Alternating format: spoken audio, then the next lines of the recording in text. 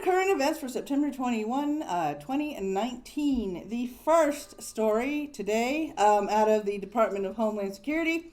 DHS names white supremacy as a threat. The continuing menace of racially based violent extremism, particularly white supremacist extremism, is an abhorrent affront to our nation. Yes, I was half asleep when I typed this. The struggle and unity of its diverse population and the core values of both our society and our department. I could not type this morning, so you're going to have to look past the gaps. Acting Homeland Security Secretary Kevin McAleenan uttered in a speech in Washington at the Brookings Institute. The Department of Homeland Security is adding white supremacist violence to their priority threats list during their revision of a counterterrorism strategy put forth Friday. They are looking for ways to better and more accurately analyze the nature and extent of the domestic terror threat and to share the information with local law enforcement in hopes that it will prevent attacks. To further this initiative, DHS desires to do more to discourage technology companies from hosting radical hate-spreading websites. That's going to be an issue. Yes, because that reeks of censorship. Mm-hmm. They will also promote campaigns seeking to steer individuals away from messages of violence. In other words and everything, you can't look at this. Mm-hmm. You can't look at this because they've just given the okay for Facebook, YouTube, Twitter, and the like and everything to take anybody offline just because, in their opinion, it's hate speech. It's hate speech. Yeah. DHS also stated they will up their efforts to provide active shooter training to local law enforcement agencies to aid them better in responding to gun violence, which is... And why haven't they been getting that all along? Right?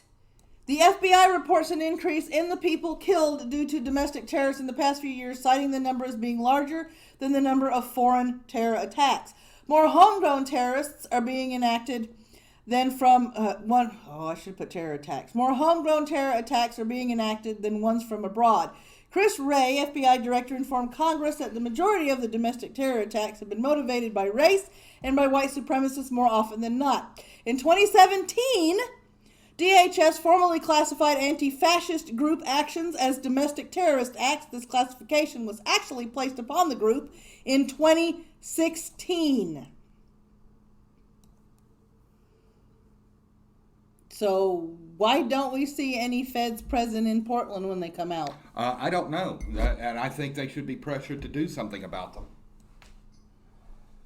If you already designated... I can get the feds there. Yeah. I just need a ticket. Right? They'll have to show up if I show up. I mean, to me, if you've designated their acts as domestic terrorist acts, then every time they show up and start causing a problem, there should be feds there to stop them. I'm sorry. But this is a federal issue because Antifa just isn't relegated to the Northeast. Mm-hmm. There's Antifa in Atlanta. There's Antifa here. There's Antifa all over the place. And, when you talk to people on Twitter, they argue about, well, they're not an organization because, they don't have an official organization. Fuckers, they're organized. They have a website. They talk on message boards. Mm-hmm. They call each other. They organize where they're going to go. They are a group. They are a group. I mean, come on. Give me a frickin' break. President Trump calls to Ukraine under scrutiny. Here we go. President Trump is under fire for phone calls to Ukrainian President Volodymyr Zelensky due to a whistleblower report. The private conversation between the two leaders allegedly contains pressure from Trump for the Ukrainian ministry to investigate former Vice President Joe Biden's son, Hunter, who was working with the Ukrainian National Gas Company. The report from the whistleblower described a series of events, which included a call on the 25th of July, say two people familiar with the matter, and I put that in quotes on purpose. The two people were not allowed to discuss the matter by name. You want to take it from here?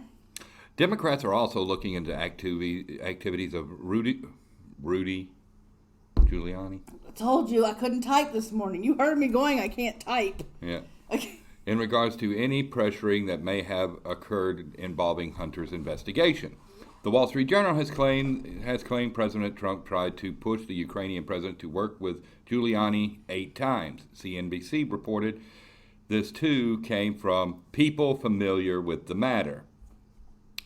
No one knows how the whistleblower came to possess details of the president's call, speculating it could have been through readouts or other means. Readouts are not common as memos. Are not uncommon as memos are often made into transcripts from the calls on a routine basis. You're not supposed to be transcribing a private call between world leaders. That's number one. Intelligence veterans point out this event as unprecedented and serves to further cause problems in an already shaky relationship between the intelligence community and President Trump. You mean the intelligence community that's not really doing anything? That intelligence community? The submitted complaint and the details of it are unknown to Congress, as the Trump administration refuses to allow the Inspector General to deliver it to oversight committees, because it's not an oversight. The oversight is you are tapping into the private phone calls between leaders of two different countries. And if the president thinks that the former VP or his son acted illegally, he could ask that country's leader to investigate it. Mm-hmm. Now, here's the thing. Sleepy Joe, the fucking the fire a shotgun in the air moron, is an idiot. Yeah. I don't know what anybody's worried about. I've said it before. I will say it again and everything. The Democrats, it will be another 4 years of Trump. And the Democrats will be lucky if in 2024 they're able to get any Democrat elected to anything at the rate they're going. Yeah. Representative Adam Schiff is determined to see the investigation, saying, come hell or high water, that's what we're going to do. Schiff is also concerned that this will have an impact on other whistleblowers and may be a threat to accountability. The identity of the whistleblower is not known, doesn't have to be known. The White House has declined comment. If reports are valid, Biden has been quoted saying, then there is truly no bottom to President Trump's willingness to abuse his power and debase our country. Now, I worded that wrong, so I'm going to make an on-air correction. He was quoted as saying what he quoted, but in reference to reports are valid, he's talking about the reports about what happened in the phone calls, not if what he said was valid. Now, there's lots of scuttlebutt on Twitter and lots of things going abuzz that are saying that he didn't do anything. Obviously, Trump is denying any and all allegations. He's saying he didn't do anything. He's saying that he knows that all the calls that he does from the White House are recorded. Mm-hmm. And why would he say something that's stupid knowing he's being recorded?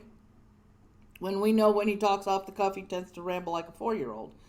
But, I digress. MC, Dems are trying to cover for Biden, which is what it means. Giuliani was asked to go by the State Department, not the other way around.